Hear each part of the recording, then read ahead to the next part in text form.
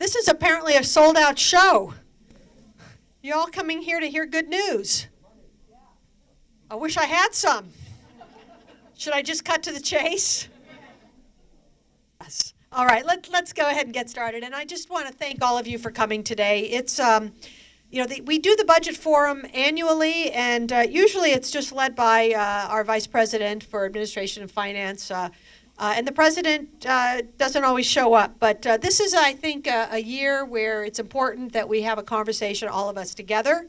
And I'd like to spend a little time setting the stage, giving you some context for what we see through the statewide issues, what the CSU budget challenges are looking like, and some of the work we've been doing. And I just want to thank Trustee Sebelius for being here as well, because as a trustee, he's partly responsible for all. The job of the trustee is to get the money.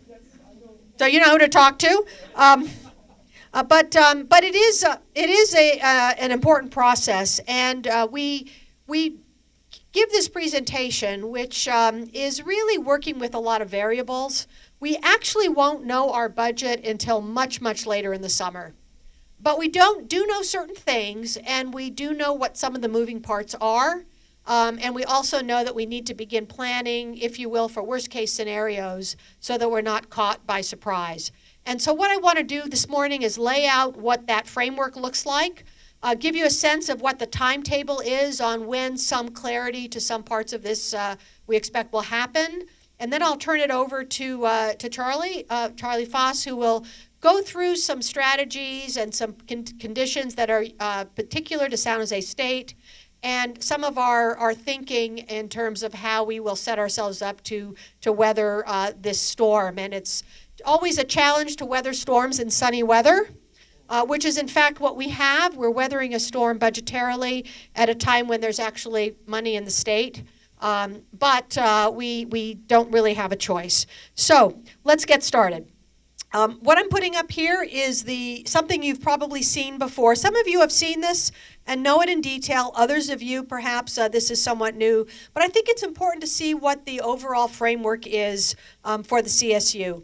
The CSU request is a $282 million request, $283 million request passed by the trustees. And what it's looking for is support for the graduation initiative, which is a $75 million support, and this is CSU-wide, and it's the collective belief of the trustees, the leadership at the chancellor's office, the presidents, and all of us, faculty and staff alike, that the focus on the success of our students is primary. It's what we're here for. It's the core of our mission.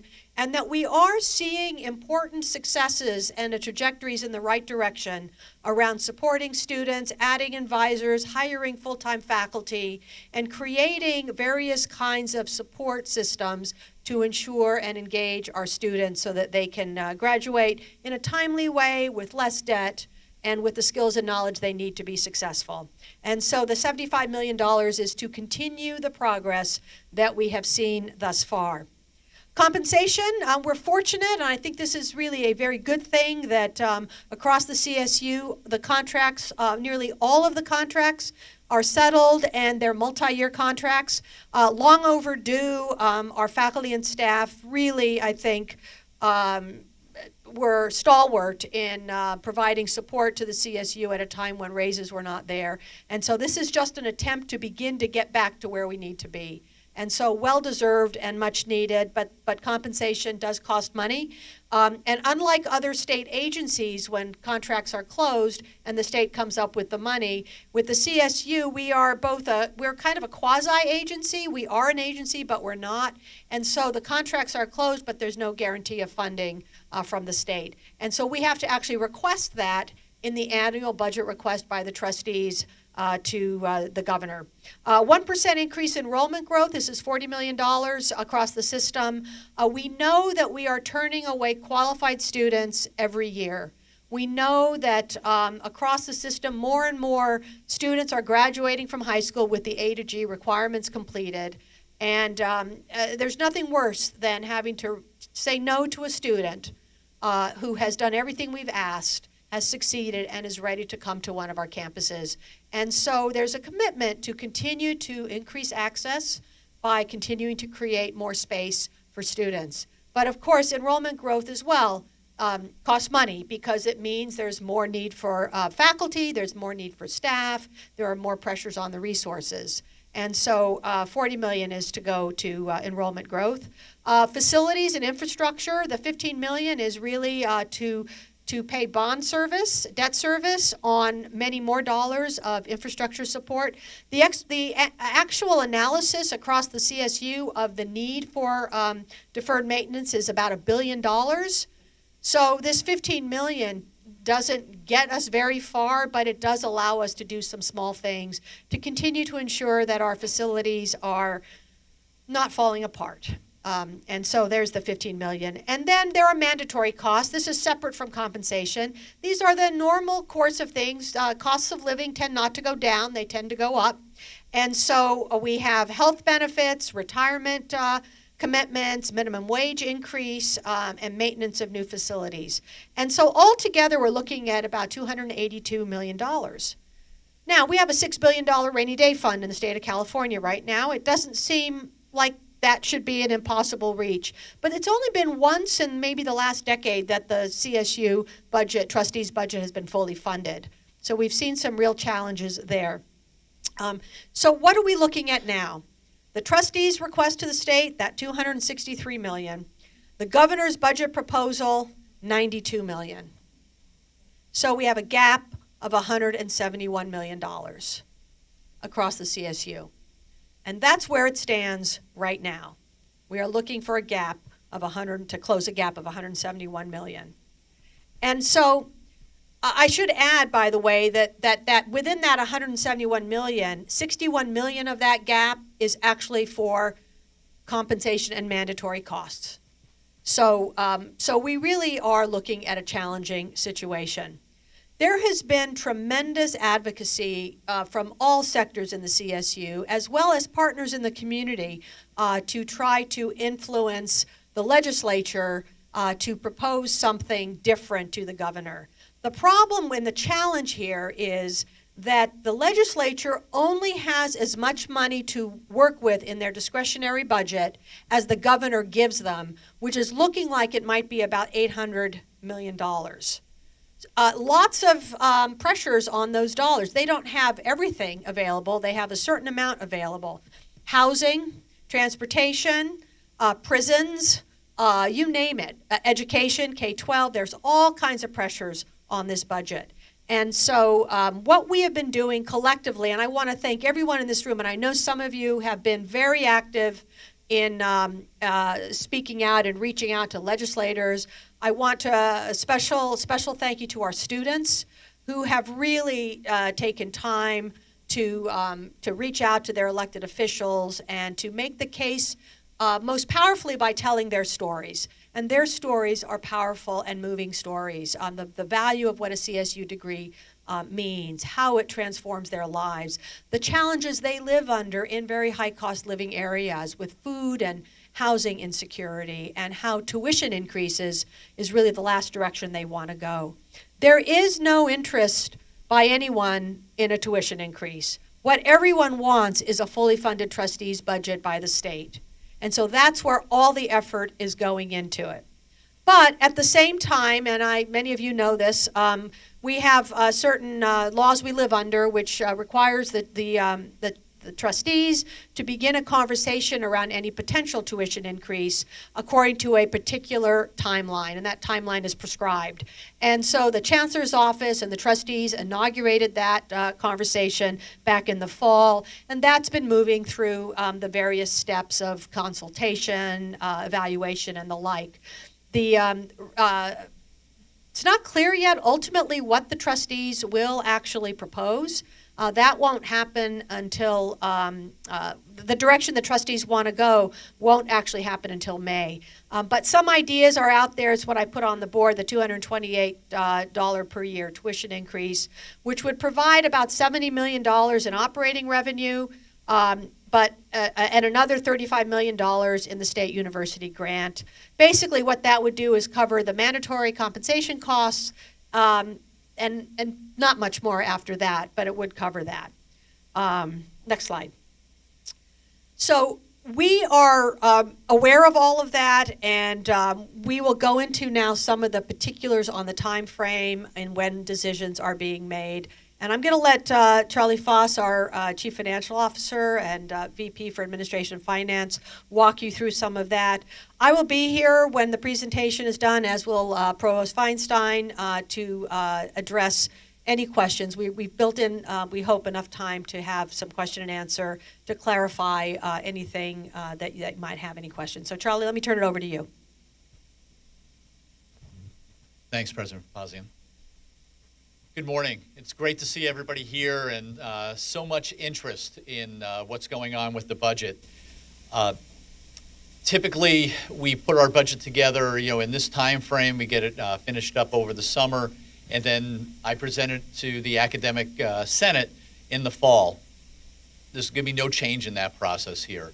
What we're looking to do and continue to do is be very transparent in this process. We're making sure that all the steps that we go through, we have a budget advisory committee that's on campus that's interactive with this process.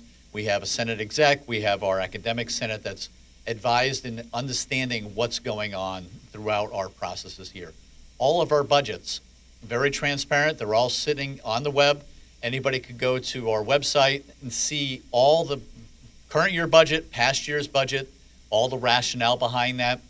It's all sitting out there. So, at times I hear that, my role needs to be more transparent, needs to show all the numbers that are there. They're all there. All right. Everything is out there for everyone to take a look at. And as many of you know, I'm very approachable. So if you have a question, you have a concern, give me a call, stop by, send me an email, and we can talk about any of these things. So, a number of you have seen this chart before, but many of you haven't. What President Papazian was talking about when we talk about a total CSU budget, of that, the operating fund that comes to us is $357 million. That's our operating fund. That's the same numbers that she was just talking about. We also have any number of satellite or other parts of our campus, and that's another about $300 million. And those are the various satellites. What we're going to be talking about today is this gray area that's in the center here. It's the operating fund. Within that $350 million budget, 2/3 of that is, not surprising, it's in academic affairs. All right, and then you see all the various piece parts that are going from the other divisions that are here. Within all of that budget, 3/4 of our money is in the people that are here. So 50% salaries, 25% benefits that are happening, and then you see the small other pieces that are out there. So when you're talking about budget changes, flexibility in our budget, we're pretty limited. We are really headcount based as we're doing things, and our OE&E is pretty small as we're going through. So, given where we are, given our headcount-based budget, how do we move forward, especially in a time of uncertainty where we're not going to know until, like the president said, probably July, where our numbers are going to stack up. So we want to be prepared. One of the things that we've instituted over the past couple of years while I've been here is doing a 3-year budget, kind of looking ahead and being prepared for tomorrow, not just worrying about today. So we're going to continue that process as we go. We want to make sure that any monies that we can set aside today and keep here, because all the problems that the president addressed that are happening this year that everybody's getting focused on for the current year, it's going to happen for the next year and the year after that as well. So this is not a 1-year issue. This is a at least 3-year issue. All the contracts that you saw on employment contracts and union contracts, those are essentially 3-year deals. So we will have this same issue come up multiple times. And so what we're trying to do is look at that today with knowing that I got 2 more years, 3 more years of issues going forward, and trying to right what we're doing now. And if we don't get it quite right, then we have a little bit more time in the future to get it right. But we're trying to focus today on making sure we have the right amount of money for the next few years. So, all that said, we're here about student success. We're here about getting students graduated as fast as we possibly can, getting the best instruction for those students, getting all of you, making sure that we're employing you, making sure that it's good arrangements for everyone that's on campus. And then lastly, we want to make sure that the safety and security on this campus is really, it's extremely important to me, and you're seeing that in a lot of the actions that I've been taking around the campus. But those are some of our priorities. Those are the priorities that we want to have. So when you look at how do we make this happen, all right? So there's been, a lot of talk around the campus, and, these words from the past, and these are words from the past that, administration's going to come in and sweep stuff up, all right? Literally the only sweep, guys, was last night at the Shark Tank, all right? So there's not a sweep here, all right? So what we're looking to do is we're looking to say, okay, with our salary budgets that we have, we're looking to essentially position control to look at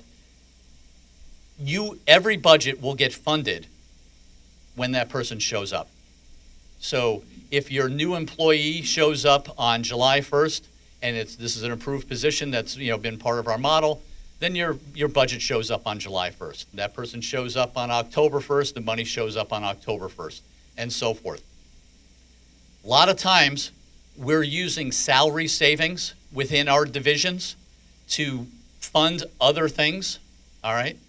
What we need to do is we need to bring those other things to the forefront in the budget process and put those up on the table, and we need to get those things, where appropriate, baked into the budget.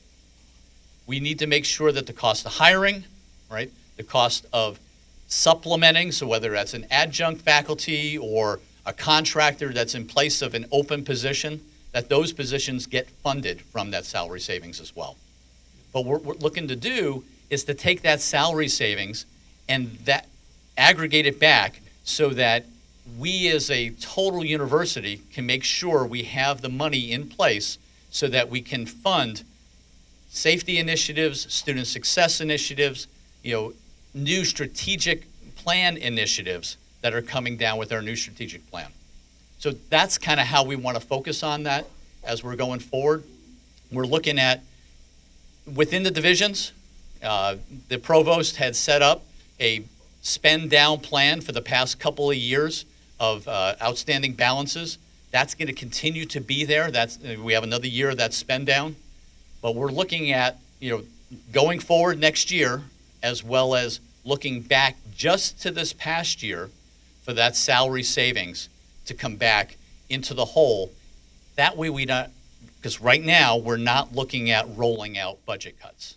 We don't plan on doing that. We hope we don't have to do that, but I can't stand up here in front of you and say it's not going to happen, because I don't know what the next couple of years are going to look like.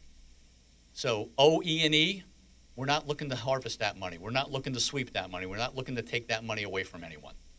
All right, so I'm trying to be as transparent and clear in this, because those are some of the questions that I'm hearing over the past couple of days. So these 3-year budgets are very, very important because it gives us insight.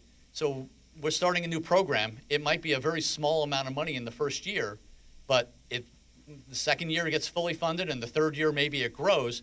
Before we start any of these activities, we want to know what the cost of that is and how we work into that and make sure it aligns with our strategic plans and the rest of the plans we have with our campus. We're looking at making sure that the strategic plan that the provost and our Senate chair are working with the rest of the campus to put together, those priorities have some funding. There's some money for those items as we're going forward. As the president said earlier, we have a very uncertain process as we end this. All right, we don't know where it's going to go. We know the key dates The governor's May revisions coming out, in another 3 weeks. The day or two after that, Romy and the trustees are going to talk about a vote of what's going to happen.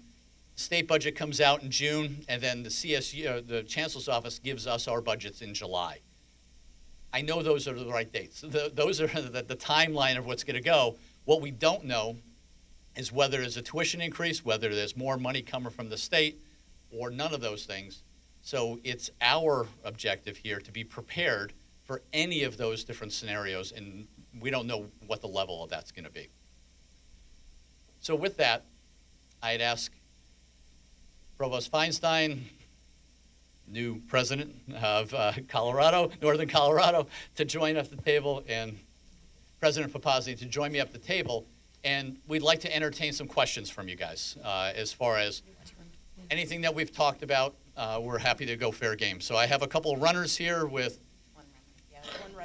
one runner. We have one microphone, so we have one question in the front here. We'll take the first one right here. Hi, I'm Allison McKee, a professor in the Theater and Film Department, and thank you very much for your presentation. I really appreciate it. I wanted to say a shout out to Andy and congratulations. Really happy for you. I'm sad you're going, but thank you.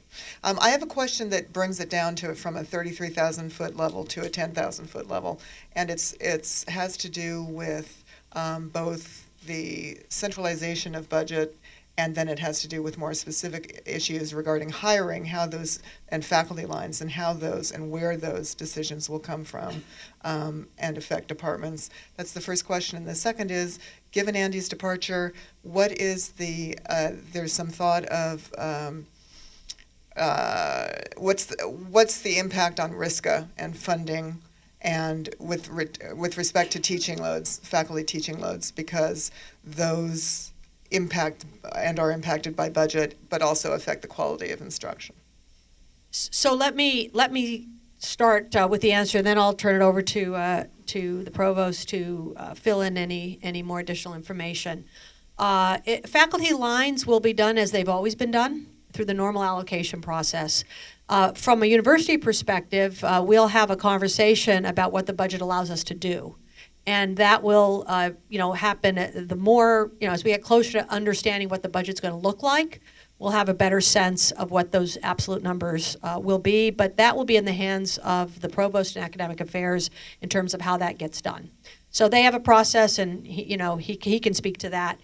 In terms of the RISCA, this is something that we're looking at very carefully. It's something that we believe is in the best interests of the university. We haven't yet sat down, separate from this budget discussion, and really, decided exactly what the implementation plan will look like.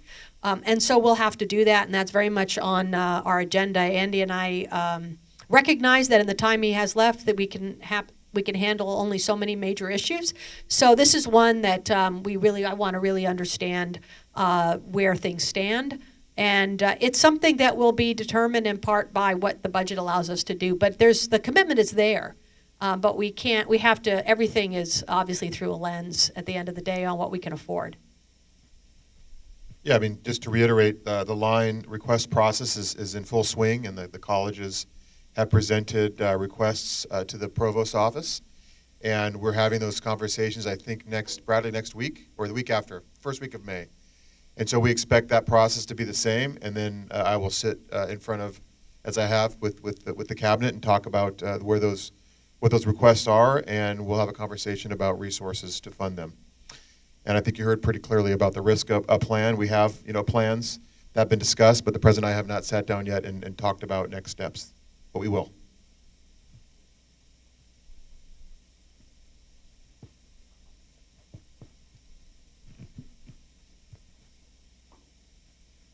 So Mark Pancelis from Psychology. For Charlie, it sounds like with the salary returns from unfilled positions, that sounds like a cut by another name, and then the money goes back to central pool for requests. So if I understand correctly, there is actually going to be less money at the departments and colleges, but there will be a source that previously kind of gray money that had been used, and now just makes it more explicit that you now need to request it for a purpose.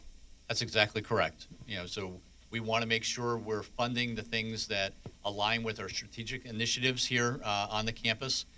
We want to make sure that the funding for our academic model is aligned, and money will be there for salary and benefits for those academic positions. But when there's those gray areas, you said, Mark, items, we want to make sure they're aligned, not just with a college or with a division, they're aligned with the whole institution.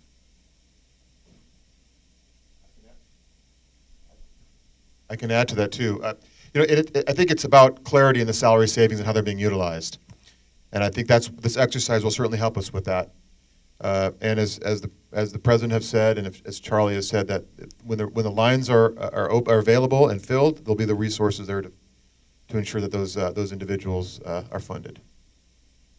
And it's a really important question. I thank you, Mark, for raising it. The other benefit it will bring to us, I think that will have some long-term positive impact, is that there's a number of things. The campus has evolved and changed. New kinds of programs have been introduced, such as orientation, weeks of welcome, and these traditionally have been paid for. They were never in the budget, so they've been paid for by salary savings.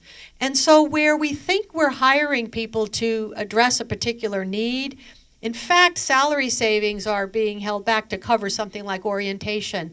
Well, it's our belief that we should be funding orientation. So let's fund orientation, right? So there's a certain, I think, honesty in this and saying, okay, what is it? And that's why it's going to be really important, and I wanted to make this point for this reason.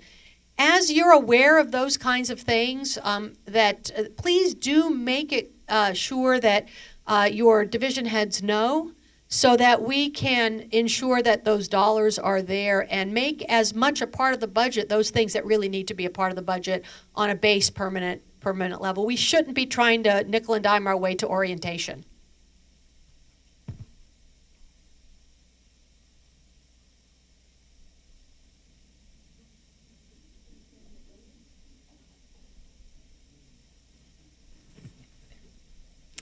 Hi, I'm Ginny Ree from College of Engineering. What about colleges and units that might have longer-term plans for salary savings, things like construction that typically take multiple years? Can we count on that money still staying in our colleges, or is there a plan to reevaluate all that? Yeah, thanks, Jenny. Construction should be coming out of my FD&O group. All right, so we need to not have facilities work that's been put out, and so a certain college or part of our university that happens to have savings shouldn't have better furniture or better accommodations than others that maybe don't have that. So, whether it's John Skyberg or Ashraf or, one of my team, that's the area that those monies should be coming out of. But there are, I would say there will be some things that areas want to make a longer term investment in. And there's always room to have that conversation, but we should have that in a transparent way. What are those initiatives? And there are ways to carry over funds that will allow some of those things. It just should be intentional and with a plan. And again, I would work through the division heads, and I'll be relying on the vice presidents ultimately to make those recommendations. Hi, Michael Parrish from College of Science. I had a question for Charlie. You talk about this as being a 3-year problem, and yet at the end of the year we're going to have an election and for governor, and it's most likely, if I were betting, I'd say that the current lieutenant governor is going to be in, who I think is a lot more maybe forward thinking in terms of higher ed. So I'm wondering what your thoughts are on that. And I know you have to prepare for the worst, but what you might think about what we'll ultimately see. Yeah, so we as a cabinet could look at this thing and look at it as a 1-year problem, and maybe the horizon looks better. I think it's way more prudent to be looking at this thing as a multi-year issue, and if it's not, then frankly it's a little bit easier to let go of the reins and do things a little bit easier. But if Lieutenant Governor Newsom hasn't so far, this is my editorial, exhibited a ton of support. So I don't know what he's going to do. I don't think any of us know what he's going to do. So it's much more prudent for us to prepare for that now and make sure we have that money for the future. On the other hand, if any of you have connections with any of the gubernatorial candidates, please use them now. This is the time.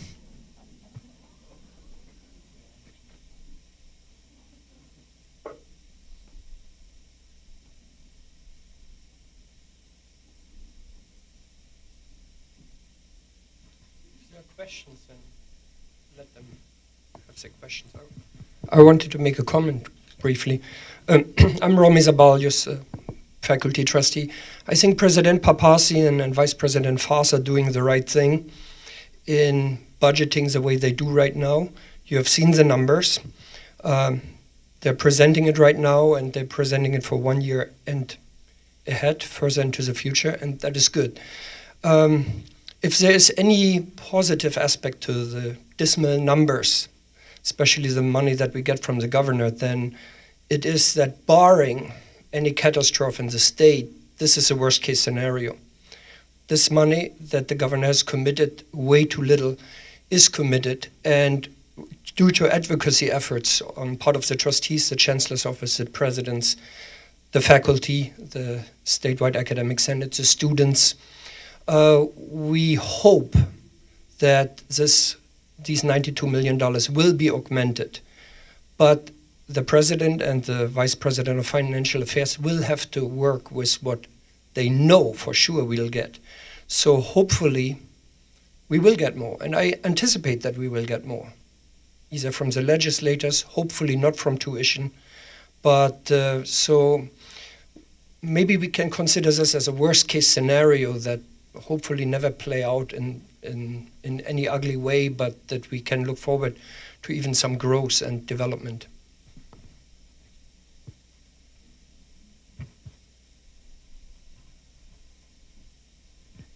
Hi, I'm Sandy Hirsch, and from the School of Information. I know we're talking about the operating fund, but I wondered if the centralization was going to be extending into SSETF or other funds. So we're continuing to figure that stuff out. So very honestly, it should be a consistent process as we go across the board. But you know, Marna and Susan and our budgeting team are going to be working with the various units to figure out what's the proper way and easiest way to make that happen. So I don't have a direct answer for you, Sandy, but you know, everything is going to be consistent.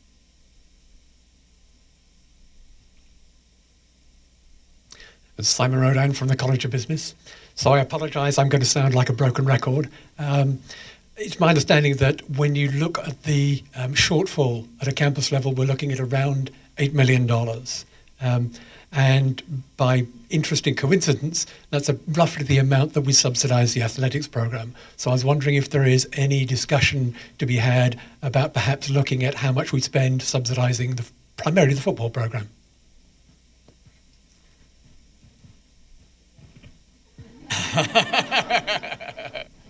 All right.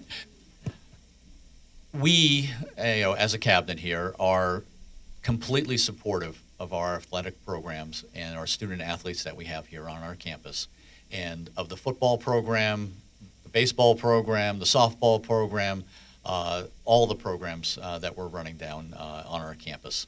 We feel it's a part of student success, it's part of student life, it's about creating a community here. So, you know, in the short term and in the medium term, because we never go quite the long term, you know, we are completely supportive of the athletics, and we feel that it brings a quality of life to our students, to our faculty, and our staff on the campus.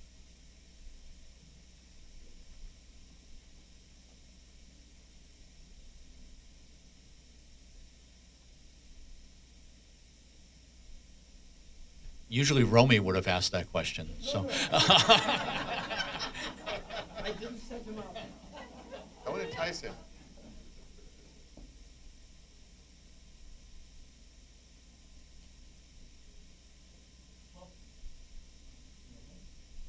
Any other questions?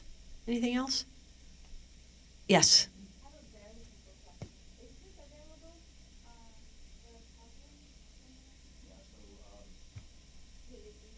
I will make sure it's available on my website. Absolutely. And I'm sure there will be questions as this unfolds. And so what I recommend, again, these will be robust conversations within each of the divisions. And all requests will basically be run up through the vice presidents, because it's a matter of really understanding the broader priorities, the impacts on particular programs. And so there'll be a mechanism to ensure that we weigh all of it collectively. As more and more details come into play, we'll share that with all of you. I agree that the probability is the 92 million from the governor won't go down, but in a May revise, it actually can go up or down. So it has gone down. I think last year it went down in the May revise by about $10 million. So we don't know for sure, and we're optimistic that this is the worst case scenario, but it's a real challenge for us, and we shouldn't pretend that it's not. And that does mean we have to think very carefully about how we approach it, how we leverage every dollar, how we continue to keep the main priorities, and to the RISCA question, supporting faculty excellence is part of student success.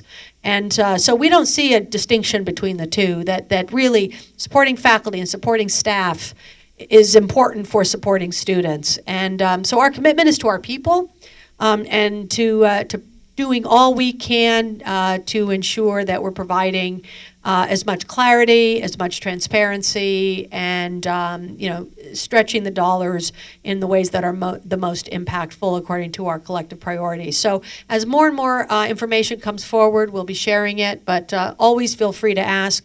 And remember, don't run to Charlie with requests unless you're in administration and finance. Work through your vice presidents, your directors in that way, because then we can actually look at the totality and make sure as a collective leadership team that we've made the cases and that we've made the decisions. And it'll be really on what's the most important now, so that we can continue to make progress.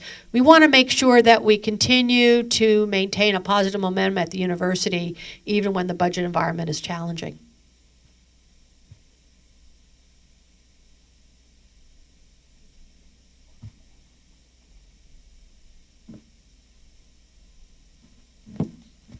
So thank you. A final question.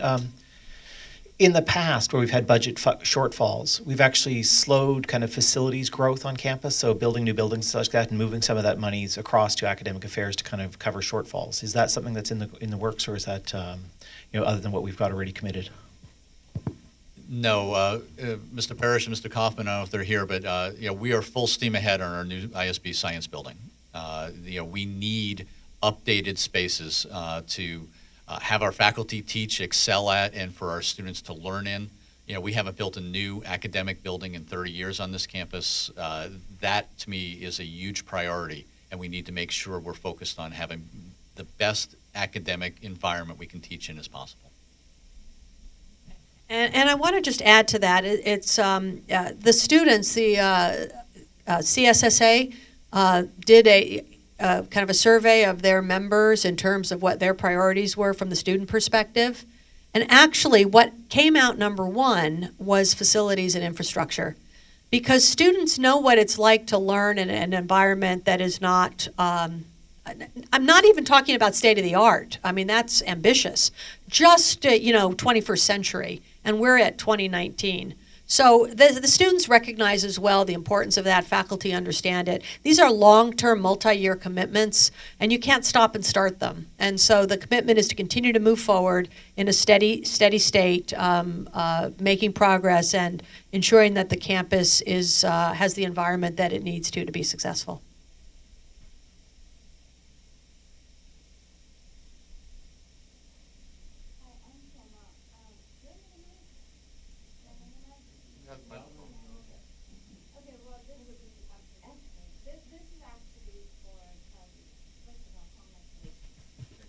Andy, and we'll miss you.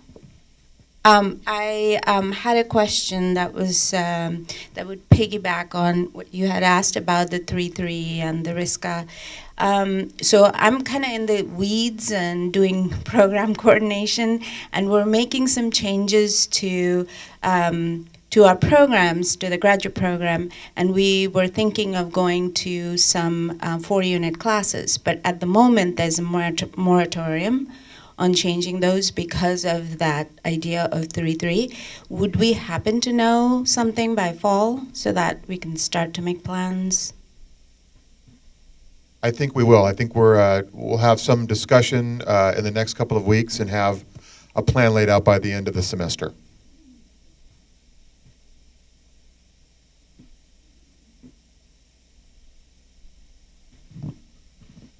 So this is not a football question. There has been reports that there have been considerable savings at the system level through joint purchasing agreements that have reduced costs, which presumably translate into lower costs to our campus. So I was wondering how much that actually represented. And furthermore, what other potential efficiency savings you see looking forward?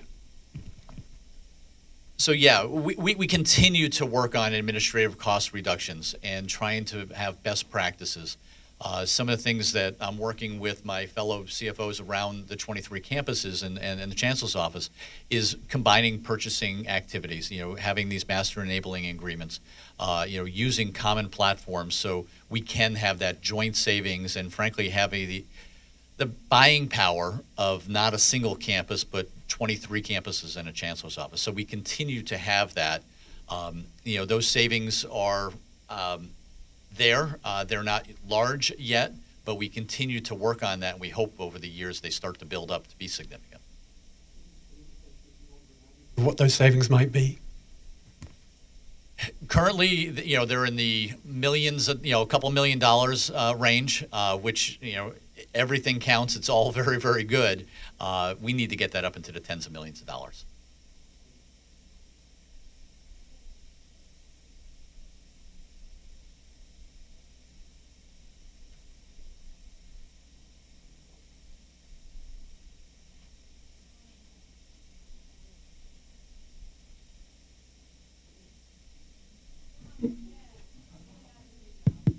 I have a microphone. Hold on, Colleen.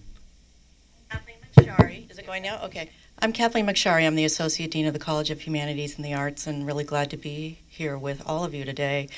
I do need to congratulate Andy on his appointment as president of Northern Colorado University. We're really going to miss you, Andy. The most recent question about savings across different campuses raises the question, a similar question in the academic areas. Is there any discussion occurring or plans to have discussions about looking at academic program offerings across CSU institutions in a given area? So, for example, the Greater Bay Area, and looking at where relative strengths are and possible structural changes across campuses, focused particularly on academic programs. It's a good idea. We really haven't entertained that yet. I'll be meeting with the provosts from across the system Tuesday and Wednesday of next week. I'm sure that, among other things, we'll be talking about ways in which we can work more closely together, so I can bring that up. I know we do have some online courses that are offered through CSU. Is it CSU Online? Course Match. And that allows students from other campuses to take courses that maybe fill up their campus and receive credit at their current institution. But I think you're talking even more broadly than even those examples. So thank you for that input. Okay, gone. So we'll bring this then to a close. But as I said, this is a conversation that will continue in a multitude of forums as the picture becomes a little bit clearer over the next couple of months. I want to thank all of you for all your efforts. Continue to advocate on behalf of the trustees' budget. And as I said, if you have any special connections, please, this is the time to use them. So thank you so much.